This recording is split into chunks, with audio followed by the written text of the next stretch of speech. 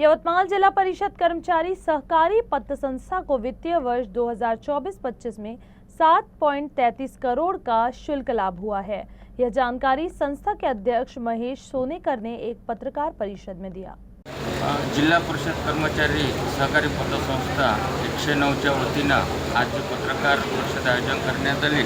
त्यामध्ये 2024-25 या वर्षामध्ये संस्थेला 7,33,00,000चा एकूण निव्वळ नफा झालेला आहे आणि संस्थेने 252 कोटीचे कर्ज सभासदांना वितरित केलं आणि संस्थेकडे नागरिकांनी 337 कोटीच्या भरघोस अशा ठेवी ठेवलेल्या आहेत आणि आम्ही यावेळेस नेट बँकिंग मोबाईलद्वारे बँकिंग सेवा उपलब्ध करून देण्यात आलेली आहे आणि स्वतःचं आपल्या पतसंस्थेचं ॲपसुद्धा लॉन्च करण्यात आलेलं आहे।